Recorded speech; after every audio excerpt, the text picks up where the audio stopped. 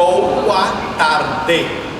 Estamos aqui falando sobre crimes contra o patrimônio e vamos agora falar sobre extorsão. Tá gravando, ok. Aqui a aula é gravada ao vivo e a cores, não tem edição, vocês vão ver. O que sair aqui, tá saindo lá no YouTube, tá bom? Então vamos lá, extorsão mediante sequestro. A extorsão mediante sequestro, ela está tipificada no artigo 159 do Código Penal, que diz: sequestrar a pessoa com o fim de obter para si ou para outra qualquer vantagem com a condição do preço do resgate. Pena, reclusão de 8 a 15 anos. Crime de grave potencial ofensivo. A extorsão mediante sequestro com resultado morte é um crime de gravíssimo potencial ofensivo. Portanto, essa extorsão aqui é de grave potencial ofensivo. Se o resultado for morte, a pena será aumentada, é uma qualificadora, e nós vamos ter todas as consequências do crime hediondo se resultar morte.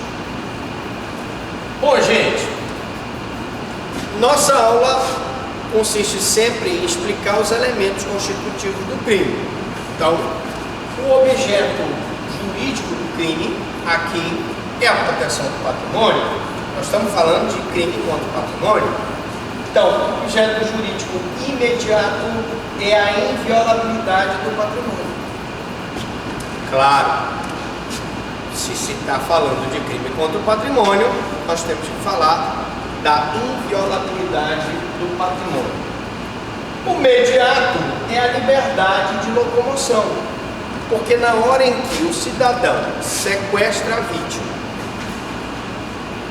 coloca a vítima no cativeiro e liga para pedir um preço pelo resgate da vítima, vocês concordam que a vítima está privada da sua liberdade? Está. Ela tem o direito de vir no cativeiro? Não. Então eu tenho um objeto imediato. Esse crime aqui é um crime complexo, porque além de ser uma ofensa ao patrimônio, ele é uma ofensa ao direito de liberdade da vítima e visa também vantagem patrimonial, que você está pedindo um preço pelo resgate. Ele é formado da fusão de dois outros, que é o sequestro em cárcere privado, que está previsto no artigo 198 do CP, e o crime de extorsão, que nós vimos na aula anterior. A extorsão mais o sequestro em cárcere privado formam a extorsão mediante sequestro. Tá? O primeiro atinge a liberdade individual, o sequestro em cárcere privado, e o segundo, o patrimônio. A extorsão, como nós vimos na aula passada, atinge o patrimônio. Professor, o senhor pode dar um exemplo de sequestro? Posso. Eu posso ter a situação de um homem que, por ciúmes, tranca a mulher dentro de casa e não permite que ela saia. O nome é sequestro cárcere privado, mas aí eu teria a configuração de um cárcere privado, que é uma conduta delictiva, previsto no artigo 148. A extorsão não. A extorsão é um constrangimento mediante violência ou grave ameaça para a obtenção da vantagem indevida. Ok? Tocando lá. Elementos do tipo. Aqui, como vocês estão vendo, não tem frufru nem vem cá meu bem. Não tem frufru nem flá-flá. Nosso negócio é trabalhar. Como são muitos elementos, a gente tem que correr um pouquinho aqui. Peço a compreensão de vocês. Elementos do tipo. Eu tenho ação nuclear de sequestrar, que significa privar a vítima de sua liberdade de locomoção. Sequestrar aqui é retirar a vítima da sua esfera de disponibilidade do seu direito de ir e vir.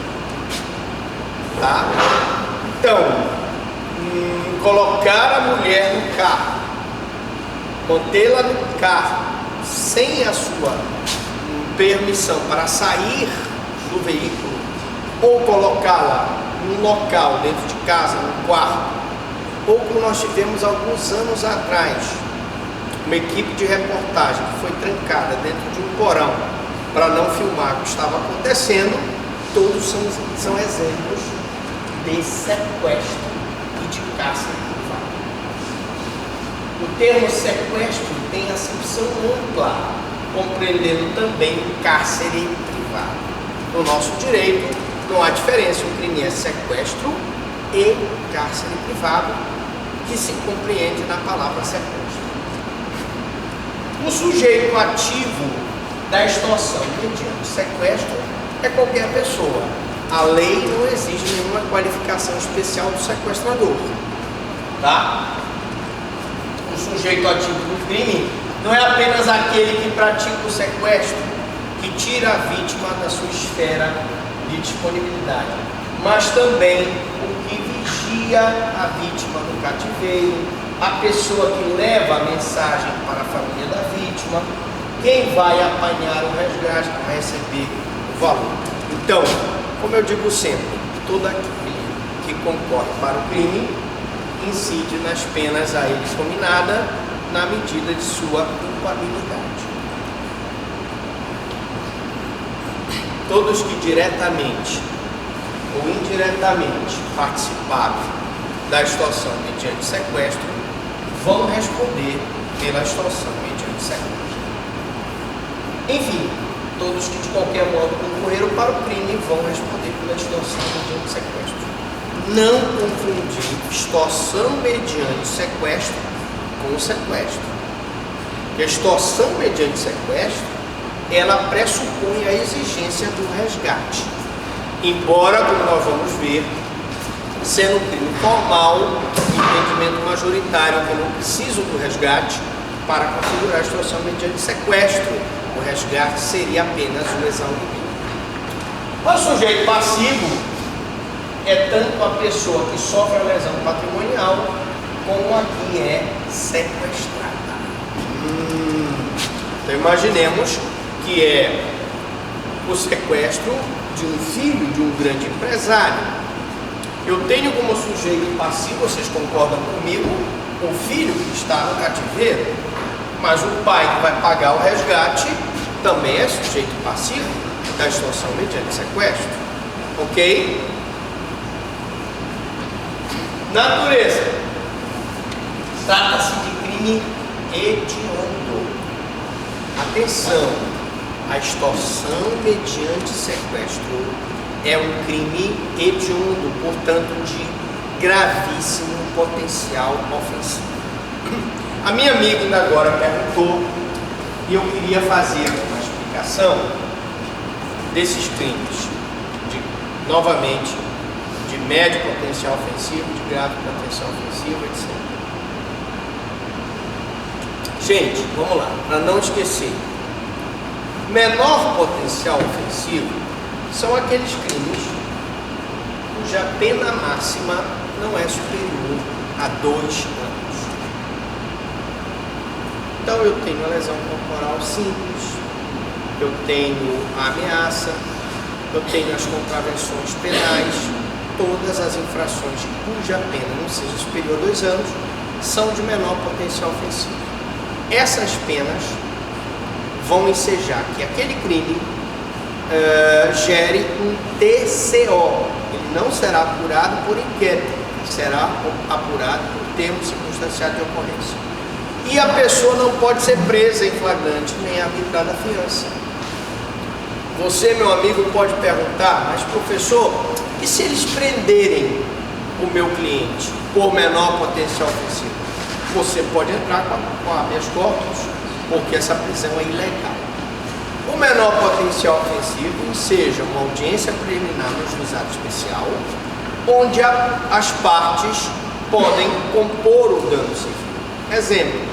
Imagine que eu e o nosso amigo aqui, a gente então brigue pelo amor de uma mulher, numa festa. E aí ele pega mais forte e dá um soco. Sendo menor potencial ofensivo, a lesão sendo leve, podemos fazer uma composição civil em que ele vai me indenizar. E aí a indenização a gente negocia e dá 5 mil e morre o processo. Isso é a composição civil, direta entre autor do fato e vítima. Não conseguida a composição civil, eu tenho a transação penal, que é a proposta de aplicação de pena não privativa de liberdade pelo Ministério Público. Ele pode não aceitar também a proposta. Vamos então para a denúncia. Isso, menor potencial ofensivo. Aqui nós estamos falando de um crime de gravíssimo potencial ofensivo, crime hediondo, cuja consequência é, para concessão de liberdade provisória, de progressão de regime, de todos os benefícios da lei, a exigência é maior, a dificuldade para a liberdade é maior, porque ele é um crime hediondo. Deu para entender isso? Diferença entre o menor potencial ofensivo e o gravíssimo potencial ofensivo. O elemento subjetivo aqui do tipo é o dolo, consistente na vontade livre e consciente de sequestrar a vítima com o fim de obter para si ou para outrem qualquer vantagem como condição do preço do resgate. Eu só tenho o sequestro, a extorsão mediante sequestro, se ele tiver essa finalidade especial de estar privando a vítima de sua liberdade ou de receber dinheiro. Se a finalidade era dele privar a vítima para fins libidinosos, que nós vemos nessas tribos indígenas, que acontecia muito no Brasil, a tribo indígena atacava a outra tribo para sequestrar as mulheres da tribo para fins libidinosos. E isso aconteceu muito, né? Com os gregos, temos aí a história de Troia, por exemplo, né? Vocês sabem que é o Palos, né? Sequestrou a Helena, e aí o Agamenon foi para lá, atrás da Helena, que era a esposa do Agamenon, foi sequestrada a Helena para fins libidinosos. E aí eu teria um sequestro qualificado pelo fim libidinoso. Se o sequestro for com o objetivo de obter um resgate, eu vou ter extorsão mediante sequestro. Fique bem claro. Porque se a finalidade do agente era só sequestrar e privar da liberdade ou privar da liberdade para fim libidinoso, não há extorsão mediante sequestro. A extorsão mediante sequestro pressupõe que haja o recebimento de vantagem devido. Consumação. O delito consuma-se com o sequestro, independentemente da obtenção da vantagem, desde que conhecida a finalidade do agente. Como eu disse, isso é um crime formal, não é um crime material que eu preciso do resultado naturalístico. Significa que se ficar provado que ele queria receber aquela vantagem indevida, eu vou ter a configuração da extorsão mediante sequestro. Tá bom, professor, mas se ele receber essa vantagem? Se ele receber essa vantagem, não tem problema, exaure-se o crime. Professor, essa vantagem com exaurimento pode fazer com que a pena seja um pouquinho maior? Claro, proporcionalmente eu tenho que aplicar uma pena maior, porque houve o recebimento da vantagem devida. Nós vamos ver as situações de lesão corporal na vítima e morte da vítima, que vão agravar ainda mais a pena da extorsão mediante sequestro. Tentativa é possível quando, iniciada a execução de sequestrar, não se consuma por circunstâncias alheias à vontade do agente. Imagine, por exemplo, nessa história do empresário. O cara está saindo com a sua Mercedes, dono de grandes empresas, com o filho dentro do carro. E ele anda com segurança, o vídeo vidro à prova de bala, um carro blindado. E aí os sequestradores tentam sequestrar o filho dele. E há uma troca de tiros e os sequestradores não conseguem levar o filho dele porque são interceptados no caminho. Nós teríamos em tese, se a polícia provar que existia o cativeiro, existia a pessoa já pronta para ligar para a família, todo o conjunto de agentes direcionados à extorsão mediante sequestro, eu teria tecnicamente uma tentativa de extorsão mediante sequestro. Tá? Quero dizer que devido às quadrilhas e essas organizações criminosas, elas mudaram o perfil delas.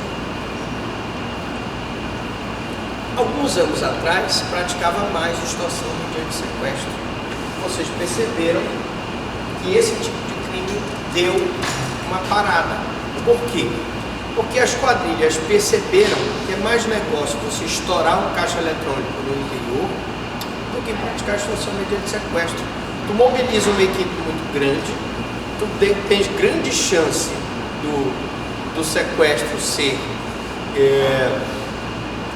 descoberto, o cativeiro ser estourado, e aí eles mudaram. Mas pode haver ainda o ressurgimento da extorsão mediante sequestro? Pode, nós não queremos. A função nossa aqui com vocês é ensinar esses elementos para que vocês possam identificar uma eventual prova. Eu tenho a forma simples de extorsão mediante sequestro, que é o ato de sequestrar a pessoa com o fim de obter para si ou para outra qualquer vantagem. Então não tem nenhuma qualificadora, porque não há um aumento de pena mínima e pena máxima. Eu tenho a qualificada, está prevista no parágrafo 1º. O que diz o parágrafo 1º? Se o sequestro dura mais de 24 horas, se o sequestrado é menor de 18 anos, ou se o crime é cometido por bando ou quadrilha, eu vou ter uma pena se no fato resultar a lesão corporal de natureza grave ou se no fato resultar a morte, eu vou ter uma pena qualificada, cujo aumento da pena mínima e da pena máxima será maior em relação ao caput. Repito, esse sequestro aqui, ele se divide em simples e qualificado. O sequestro é qualificado de qualquer maneira no parágrafo 1º, sequestro que dura mais de 24 horas. Nós tivemos um sequestro do irmão do Zezé de Camargo, que demorou vários dias, mais de mês. Sequestro de um menor de 18 anos, um sequestro de uma criança, um sequestro de um adolescente até os 18 anos incompletos, vai qualificar o sequestro. E se houver lesão corporal, que eu posso ter uma situação que nesse sequestro o sequestrado pode ser torturado, o sequestrado pode sofrer uma lesão corporal, o sequestrado pode ser morto. Nós tivemos até um caso, faz muito tempo, de uma criança, não sei se vocês lembram, que foi sequestrada, levada para o cativeiro, torturada, morta e queimada. Mas depois se descobriu que na verdade era um intuito mesmo de vingança. Aconteceu em São Paulo, não foi aqui. Mas de qualquer forma é um exemplo de sequestro qualificado. Primeiro porque o sequestro durou mais de 24 anos. Durou mais de 24 anos. Segundo porque a criança era uma criança, parece que tinha, não sei se era 6 ou 8 anos. Terceiro, porque ele sofreu lesão corporal. Quarto, depois ele foi morto e queimado. Ainda teve a questão da ocultação de cadáver, porque acharam o corpo em outro local. Então, por conta também deste caso, um dos casos que aconteceram, e também pelo sequestro do Abílio Diniz, né? O sequestro do Zezé de Camargo, do irmão do Zezé de Camargo, é que houve, hein? A mãe do Robinho, é que houve, vamos dizer assim, um rigorismo maior na punição desse sequestro, e ele passou então a ser considerado um crime hediondo. Formas, é irrelevante para a configuração da qualificadora que a lesão grave ou a morte advenham da violência dos maus tratos que o agente interpôs à vítima. Gente, a questão é muito simples. Pode até ser que a vítima esteja lá no cativeiro e esteja, por amor ao debate, sendo bem tratada, sendo bem alimentada. Mas imaginemos que a polícia vai lá, estoura o cativeiro. O que vai acontecer? Se houver um tiroteio entre a polícia e os sequestradores, e essa vítima receber um tiro, ou desse tiro vier a falecer, é indiferente. O sequestrador, o advogado não pode dizer, mas a gente não teve culpa. Essa qualificadora aqui da lesão grave, aí preste atenção, tem que ser lesão grave ou morte, é indiferente se foi provocada pelo sequestrador ou se foi provocada por uma situação de tiroteio. Está qualificado, ela sofreu a lesão grave ou morte. Está qualificado independentemente dos sequestradores. Eles já concorreram para que isso acontecesse com a vítima quando a sequestraram. Tem uma coisa interessante também que surgiu dessa questão da extorsão mediante sequestro: a delação premiada, tão famosa na Operação Lava Jato. Delação premiada é uma causa de diminuição de pena em favor do coautor ou partícipe da extorsão mediante sequestro praticada em quadrilha ou bando que vier a denunciar um delito à autoridade facilitando a libertação da vítima. A delação premiada foi criada com base no crime de extorsão mediante sequestro. E qual era o objetivo? Que um dos sequestradores, sabendo disso aqui, se enfraquecesse e contasse a história e contasse o que aconteceu. Tá certo? Então, delação premiada, prevista primeiramente na extorsão mediante sequestro. Essa redução da pena variaria de 1/3 a 2/3. Olha a palavrinha mágica aqui. 1/3 a 2/3. O que é essa? A delação premiada, então, é uma causa de diminuição de pena, porque ela diminui de 1/3 a 2/3, conforme determina a lei de crimes hediondos. Todo aquele que delatasse o comparsa e contribuísse para a libertação do sequestrado seria beneficiado com essa diminuição de 1/3 a 2/3. A delação premiada está vinculada à efetiva libertação do sequestrado. Ah, professor, quer dizer que se ele não for sequestrado, não for libertado, não vale a delação? Não. E também a traição benéfica, que é um outro benefício igual à delação premiada, ocorria, no 288, que era condicionado no desmantelamento da quadrilha. Hoje, essa traição benéfica se aplica para as organizações criminosas. Se o membro da organização criminosa ele delata a quadrilha, contribuindo para o desmantelamento da quadrilha, ele é beneficiado pela delação.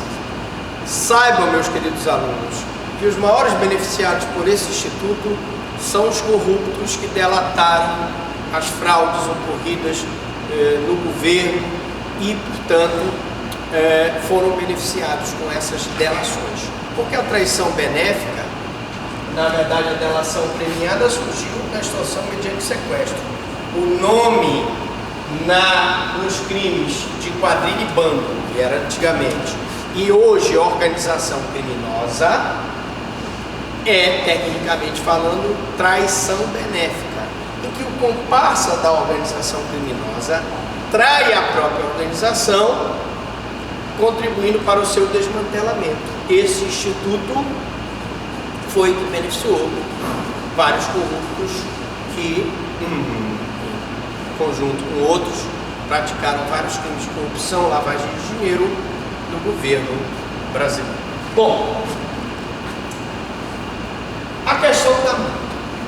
A Lei 8.072/90, que é a Lei de crimes hediondos, preocupada em exacerbar a reação penal em relação aos crimes hediondos, e ela veio com esse objetivo de torná-los realmente mais graves, né?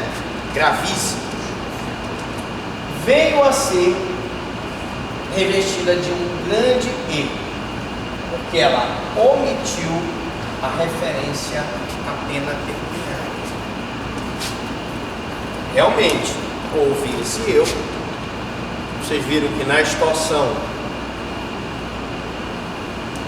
quando eu falei da extorsão, não sei se vocês estão lembrados, eu disse, independentemente da multa, aqui ela não fez a referência, tá? Assim revogou os preceitos secundários do artigo 159 caput no tocante à multa.